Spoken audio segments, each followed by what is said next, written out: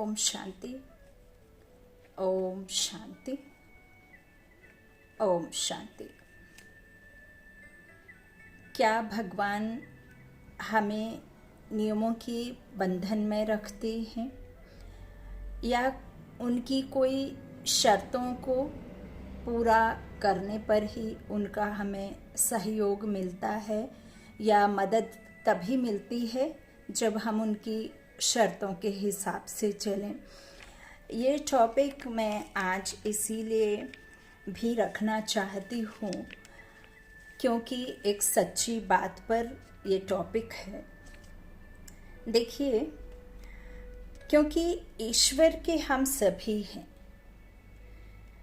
लेकिन कंफ्यूज होने के कारण किसी बात का नॉलेज अच्छी तरह से ना समझना या ना समझा पाना या फिर इस तरह के बहुत सारे कारणों वश परमात्मा का साथ, सहयोग और मदद हम अच्छी रीति नहीं ले सकते। देखिए, परमात्मा हमें किसी भी नियमों में नहीं बांधता है। अभी रिसेंट 4-5 डेज पहले एक बहन का फ़ोन आया और वो बहन 6 महीने पहले ही ज्ञान में आकर के ज्ञान में चल रही हैं और वो ज्ञान में चल रही हैं।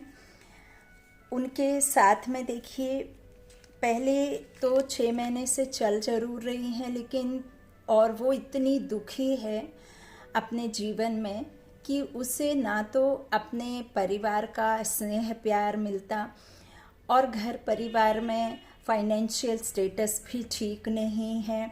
इतना ही नहीं, उससे इतनी छोटी उम्र, काफ़ी छोटी उम्र में वो बहन ने इतना सब कुछ देखा कि घर में ना स्नेह, ना प्यार, ना फाइनेंशियल स्टेटस अच्छा, ना परिवार की स्थिति अच्छी।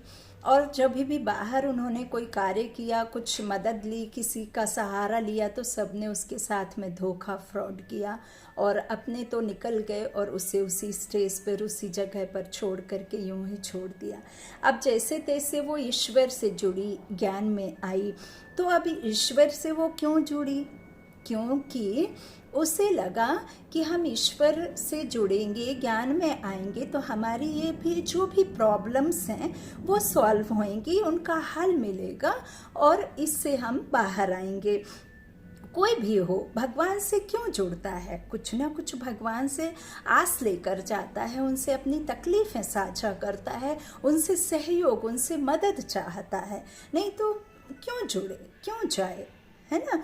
तो देखिए, उनको गई तो वो बहन गई, ज्ञान में आई, 6 महीने से चल रही है, बाबा पर बाकायदा विश्वास भी है, लेकिन उनको जो समझाया गया, जो सेंटर में उनको समझाया गया, उन्होंने उसे गलत धारणा ली या सामने वाले ने समझाया, यह तो मैं नहीं जानती, लेकिन जिस तरह से मेरी बात हुई उस बहन से, तो वो बहन ने बहुत, उसको हेल्थ इश्यूज़ भी हैं, लेकिन सामने से उसे ये समझाया गया कि आप जो है बिना नहाए बाबा के योग में तो बैठ ही नहीं सकते। आप 5 बार वॉशरूम जाते हैं तो आपको 5 बार ही स्नान जरूर करना पड़ेगा और आपको योग में वैसी ही स्थिति में बैठना है जैसे कि वही सब पैर एक के ऊपर एक रख करके और बाकायदा बाबा के फोटो के सामने, बाबा के सोल के सामने आपको बैठना है, तभी आप बाबा के योग में बैठ सकती हैं। अब देखिए, उससे इतने हेल्थ इश्यूज होने के बावजूद भी वो उन नियमों को पालन के साथ में बाबा के योग में सुबह अमृत वेला करती।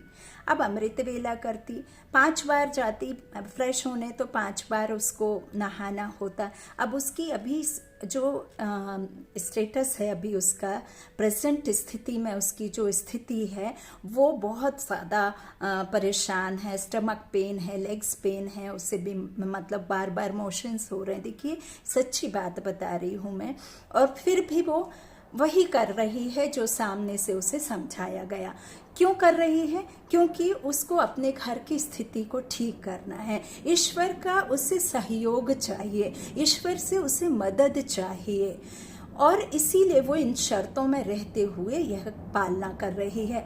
और वो भल शर्तों में रह कर के ये बाबा के योग में बैठती है, लेकिन आपने तो बता दिया कि ऐसे ऐसे नियम में आपको रहते हुए बाबा के योग में बैठना है। अब वो योग में कब बैठेगा इंसान? जब आप निश्चिंत होंगे, व्यर्थ से मुक्त होंगे। जो आपको समस्या है उस समस्या का आप परेशान नहीं रहेंगे। अब सुबह 4 बजे उठ गए, आसपास और भी लोग हैं, वैसे ही आपके घर में बाबा को मानता नहीं है कोई, आपका लाइट जलाएंगे, कुछ करेंगे, तो फिर उसका सामने वाले मनुष्य की नींद डिस्टर्ब होगी, उस आत्मा को परेशानी होगी, लाइट से परेशान होगी। तो आपके मन में क्या चल रहा है? एक तरफ आप तन रूपी स्वच्छता रख रहे हैं, बार बार आप नहा धो करके अपनी हेल्थ को बिगाड़ रहे हैं, और आप साथ में मन और बुद्धि पर सिर्फ और सिर्फ आपकी यही एक बात चल रही है कि यदि मैं ये नियम का पालन नहीं करूंगी तो परमात्मा गुस्सा होंगे, वो सहयोग नहीं देंगे, बाबा मेरा साथ नहीं देंगे, मुझे मुसीबत से नहीं निकालेंगे। और साथ साथ यह भी चल रहा है कि हमारे घर में जो सो रहे लोग हैं उनको डिस्टर्ब ना हो, उनको प्रॉब्लम ना हो। तो आप कनेक्ट कैसे हुए ईश्वर से? आपका योग कैसे लगेगा? ईश्वर से योग तो लग ही नहीं सकता, क्योंकि आपकी मन बुद्धि तो आधी लाइट्स में चली गई, आधी सहयोग नहीं मिलेगा इसमें चली गई, आधी आपके तन रूपी बीमारी में चली गई। और आज उस सच्ची आत्मा का, उस सच्ची ईश्वर के प्रीत का बाबा ने आज मुरली में अंश में दिया है। 11 तारीख की मुरली में बाबा ने कहा है, मैं कोई भी बच्चे को, कोई भी बच्ची को, स्पेशली जो ग्रस्त में रहने वाली हैं, उनको तो कतई नहीं कहूँगा कि एक के ऊपर एक पैर रख करके बैठो या अपना कर्म न छोड़ करके बाबा की याद में बैठो। बाबा कहते हैं मैंने ऐसा सब कुछ भी नहीं कहा कि स्टूडेंट मेरे इन नियमों को पालन करें। बाबा कहते हैं आप जब कर्म योगी हैं तो आपको कर्म में रहते हुए ही भगवान की जो है याद में रहना है। भगवान को सहारा मैं देता हूँ, पूरे विश्व की आत्माओं को सहारा बाबा देते हैं। अब देखिए मैं थोड़ा इसमें डीप जा कर के आपको थोड़ा डालूंगी नज़र कि बाबा क्या शर्तों में बांध करके ही हमारा सहयोग करता है तो नहीं। देखिए शर्तों में रहने से क्या मिला? क्या ग्रस्त परिवार में रहने वाले बाबा के बच्चे तभी कहलाएंगे जब वह सफ़ेद वस्त्र धारण करें। बाबा का साथ तभी मिलता है अपने बच्चों को जब वह हर हाल में सुबह नहा धोकर अमृत वेला करें, भले ही वो शारीरिक कष्ट में हो। क्या परमात्मा तभी सहयोग करते हैं जब आप सिर्फ और सिर्फ सेंटर जाकर मुरली सुने या मधुबन जाकर आए, तभी आप बाबा के बच्चे कहलाएंगे। उसके पहले आप बाबा के बच्चे नहीं बन सकते। हाँ, या बाबा आपकी मदद तभी करने के लिए बंधा हुआ है जब इन सभी शर्तों के नियमों का उल्लंघन ना हो, तब बाबा आपको सहयोग करता है क्या? तो क्वेश्चन है ये। अब मैं कहती हूँ कि यह सब तो हम भक्ति में भी करते थे, भक्ति में भी करते थे। यही जो बाबा के ज्ञान के फॉलोअर्स हैं, ज्ञान में चल रहे हैं या अभी भी भक्ति से जुड़े हुए हैं, तो यह सब इससे कहीं जास्ती हम भक्ति में पालन करते थे। किसे पाने के लिए? ईश्वर से सहयोग के लिए, ईश्वर को पाने के लिए, ईश्वर के मिलन के लिए। यह सब तो हम तब भी करते थे। शरीर की शुद्धता था, हम भक्ति में भी करते थे। वस्त्र की शुद्धता हम भक्ति में भी रखते थे। जप करते थे, पूजा पाठ करते थे, ब्रह्म मुहूर्त में सूर्य से उगने से पहले हम बाबा भगवान की पूजा करा करते थे। हाँ, भक्ति में भी हनुमान मंदिर जाते थे तो हम ऑरेंज कलर पहनते थे, और लक्ष्मी के मंदिर में जाते थे या कोई देवी के मंदिर में जाते थे धन मांगने के लिए या कुछ भी इस तरह का, तो हम रेड वस्त्र पहनते थे। सरस्वती पूजन में हम सफ़ेद वस्त्र धारण करते थे। तो मैं कहती हूँ क्या सरस्वती के पूजन के समय आप सफ़ेद वस्त्र पहनने से क्या आपके अंदर में सरस्वती आ गई, आपके आत्मा में सरस्वती धारणा हो गई? क्या आप हनुमान समान बन गए ऑरेंज वस्त्र पहन करके? या फिर आपको वो लक्ष्मी की प्राप्ति हो गई, आप धनवान हो गए? नहीं हुए ना। हम यही करते आ रहे हैं। यदि हम ईश्वर हमें उन्हीं सब शर्तों पर नियम से बांध ले तो इससे जास्ती तो हमने भक्ति में किया, फिर भी हमें क्या प्राप्ति हुई? क्या आत्मा धुल गई? क्या गंगा स्नान करने से आप पतित से पावन बन गए? क्या इस तन रूपी वस्त्र को धोने से आप पावन हो गए, पवित्र हो गए?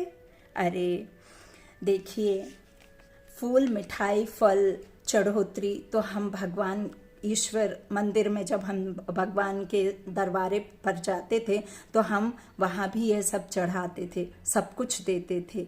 ईश्वर में के ज्ञान में आकर के यदि ईश्वर भी हमें इसी तरीके से समझाएगा और इसी तरीके से बंधनों में रखेगा तो फिर ईश्वर से कोई क्यों जुड़ेगा?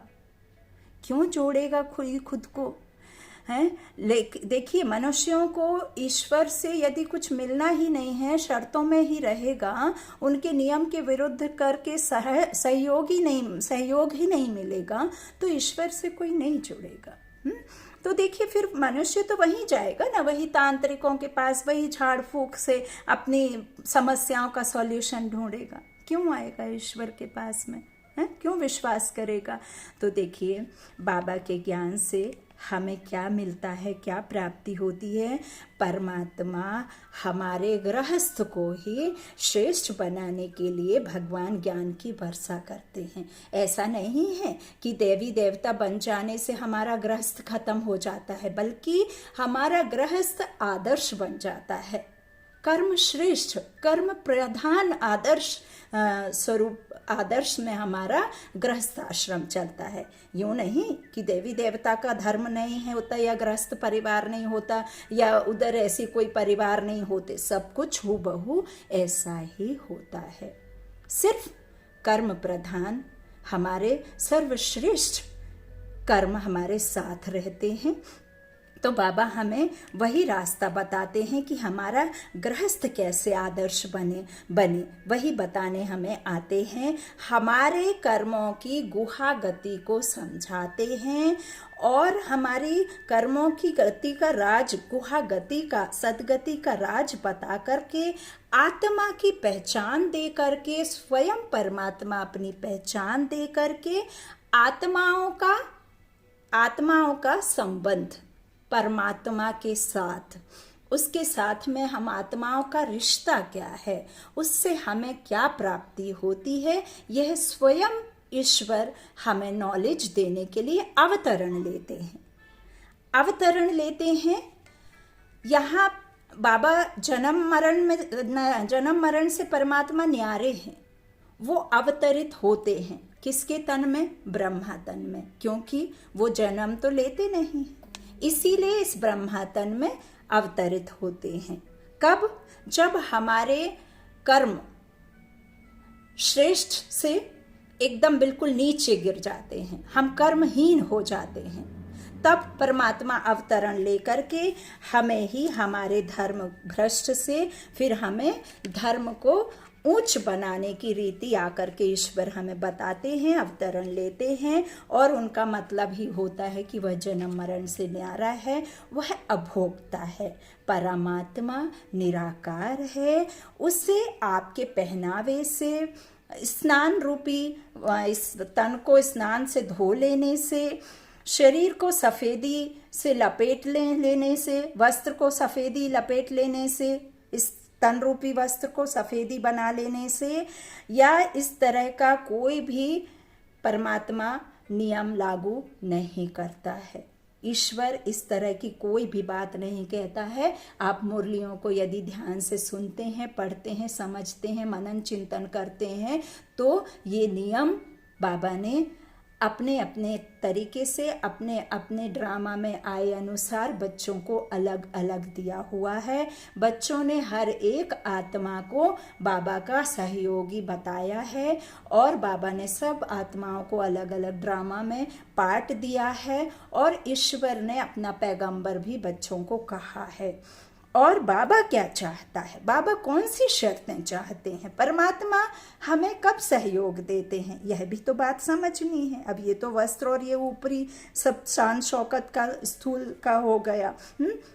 तो देखिए परमात्मा अपने इस आत्मा में क्या पहन रखा है, आत्मा में आपने क्या धारणा किया हुआ है, क्या धारण करते हैं, इस आत्मा को कौन से भोजन की खुराक देते हैं, इस आत्मा में क्या भरा हुआ है, अशुद्धता की प्योरिटी से भरपूर है, विकारों से भरपूर है आत्मा, या फिर परमात्मा जो चाहता है विकारों से मुक्त, अर्थात आप व्यर्थ से मुक्त रहें, अपनी आत्मा में प्यूरिटी, शुभ भावना, शुभ संकल्प, शुभ कर्म, और आत्मा में आप कौन से संकल्पों को धारण करते हैं, कौन सी वृत्ति रखते हैं, किसी को दुख देते हैं, किसी को क्या किस तरह का आप सामने वाले के प्रति रखते हैं, जो बाबा ने 5 विकार कहे हुए हैं, तो वो तो आत्मा में धारण होते हैं, इस शरीर में तो धारण नहीं होते हैं।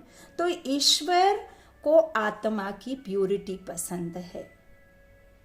आत्मा के विचार कौन से हैं, आत्मा कौन से विचारों का भोजन करती है परमात्मा को, उसकी जो है शर्त चाहिए होती है। उन शर्तों में परमात्मा ने हमें बांधा हुआ है।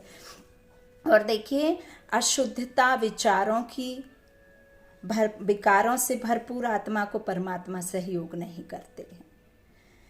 और परमात्मा कहते हैं कि जो मैं बताता हूँ, जो मैं कहता हूँ, जो मैं सुनाता हूँ, उसकी धारणा करना है।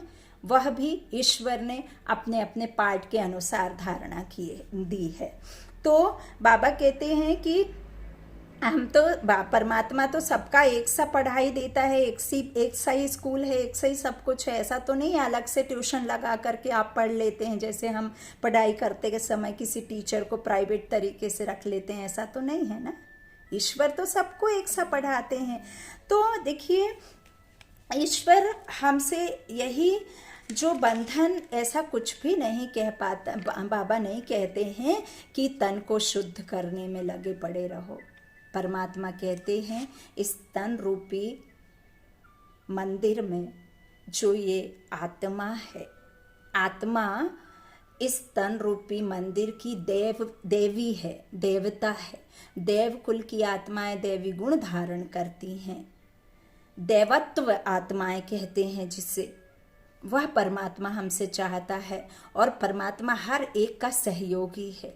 अब मैं आपको एग्जाम्पल के द्वारा यदि समझाऊं तो देखिए परमात्मा अपने बच्चों से बेहद बेहद बेहद मोहब्बत करता है, क्योंकि आज उस सच्ची प्रीत रखने वाली उस बहन का बाबा ने आज की मुरली आपने सुनी होगी, तो पूरा पूरा बाबा ने उसमें जो है पूरा कहा है कि मैं किसी भी बच्चे को पिता होकर तकलीफ नहीं दे सकता। आपकी तबीयत खराब है, आप सो जाइए। आप बीमार हैं, आप ऐसा महसूस कर रहे हैं, आप सो जाइए। आप खाट पर लेटकर मुझे याद कीजिए। आपने कभी सेंटर्स में सोफ़े देखे हैं? सेंटर्स में सोफ़े क्यों लगाए गए हैं, बाबा ने क्यों रखे हैं? क्योंकि बच्चे, यदि आपको तकलीफ़ है, आप शैतान रूपी कुछ बीमारी से कुछ प्रॉब्लम है, तो बाबा ये नहीं कहता कि आप 40 बरस से जो बच्चे हैं 40 बरस की एज है तो ही आप बैठो, या 10 वर्ष की एज वाला बच्चा नहीं बैठ सकता। नहीं, जो हेल्थ इशू है, जिनके लेग प्रॉब्लम है, जिनकी बैक पेन है, बाबा उनके लिए वो सोफ़े रखवाते। कोई वीवीआईपी के लिए सोफ़े नहीं रखवाते हैं बाबा अपने बच्चों को बेहद बेहद प्यार करते हैं। बाबा हर एक उस आत्मा के लिए जिसका तन साथ नहीं देता, उस तन में लगे रहेंगे, उस तन की बीमारी में हम डाइवर्ट हो जाएंगे, तो हम ईश्वर में कैसे कनेक्ट होंगे, खुद को परमात्मा से कैसे कनेक्ट करेंगे। और बाबा ने कहा है जब आप इस संसार में आए हैं, इस जीव को लिया है, इस शरीर को हमने आत्मा ने धारण किया है, तो फिर आप तो कर्म योगी हैं। और आपका जो श्रेष्ठ आदर्श धर्म, जो आपका गृहस्थ आश्रम जो श्रेष्ठ और आदर्श था, वो अब नहीं है। उस गृहस्थ को ही बाबा हमें श्रेष्ठ बनाने के लिए ये रीति विधि और ये राजयोग और यह सब जो ज्ञान बाबा देते हैं, वह सब हमें देते हैं।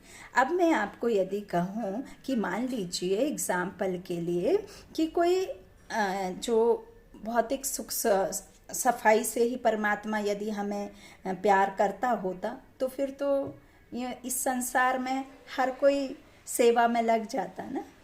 यदि धारणा नहीं करनी होती, सिर्फ यही शर्तों में बाबा कहते रहते हैं ना।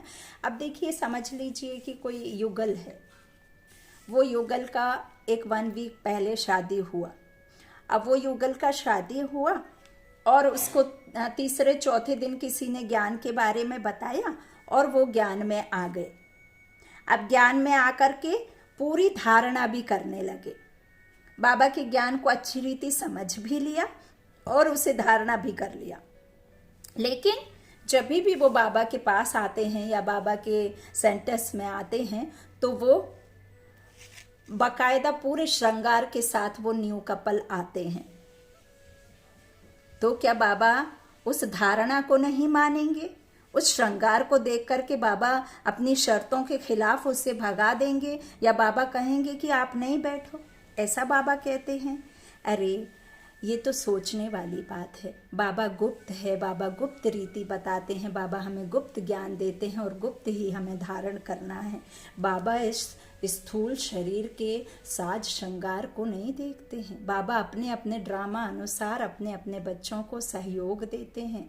बाबा अपने अनुसार मत देते हैं। हर एक को बाबा की मुरली में पूरे विश्व की आत्माओं के लिए संदेश रहते हैं। ऐसा नहीं है कि बाबा सिर्फ एक के लिए लिखते हैं, बाबा एक की बात। और बाबा यदि हर एक मनुष्य के लिए लिखने लग जाएं तो करोड़ों पेज की मुरली आएगी तो भी ख़त्म नहीं होएगी, तो भी बाबा रिप्लाई नहीं कर पाएंगे यदि आप इतनी इतनी बात में कंफ्यूज होंगे या कंफ्यूज करेंगे तो खुद को। अब देखिए, मैं यहाँ बात कर रही हूँ न्यू कपल के बारे में। न्यू कपल के बारे में बाबा अच्छे से जानता है कि आत्मा में क्या धारणा करके रखा हुआ है और कौन सी रीति से, कौन सी मत पर वो चल रहे हैं। श्रेय मत पर चल रहे हैं कि परमत पर चल रहे हैं, किस मत पर चल रहे हैं, यह परमात्मा अच्छी रीति जानते हैं। लेकिन उसके घर जो नया युगल है, वो नए युगल में जो बच्ची आती है शादी होकर के, उसके फैमिली में जो परिवार के मेंबर्स हैं, जो सास ससुर या जो भी हैं, वो यदि वो न्यू युगल में वो लड़की यदि सफ़ेद साड़ी पहन के सेंटर्स जाए या बाबा का कोई धारणा करे, तो फिर वो क्या सोचेंगे? उसको उल्टे सीधे शब्दों का उससे नहीं कहेंगे कि तू तो मनहूस है, ये है वो है, इस तरह से है, तूने तो ये दूसरे ही दिन अपना ये सब कुछ उतार दिया, ये कर दिया, वो कर दिया। तो उसे तो बाबा भी नहीं छोड़ना है, उसे अपना परिवार भी नहीं छोड़ना है, और उसे उनका भी मान सम्मान रखना है और बाबा का भी मान सम्मान रखना है। तो बाबा ने तो हमें गुप्त रीति सब चीज़ें बताई हैं ना। बाबा ने तो आपकी आत्मा की प्योरिटी के बारे में बात कही है ना। ये शरीर को धोने मात्र की बात बाबा ने नहीं कही है। बाबा आपके अंतर मन की प्योरिटी की बात करते हैं। बाबा आपके दैवत्व गुण की बात करते हैं। बाबा आपके अंदर में जो 5 विकार हैं, उन विकारों की जो है शर्तों की बात करते हैं, उनको छोड़ने की बात बाबा करते हैं।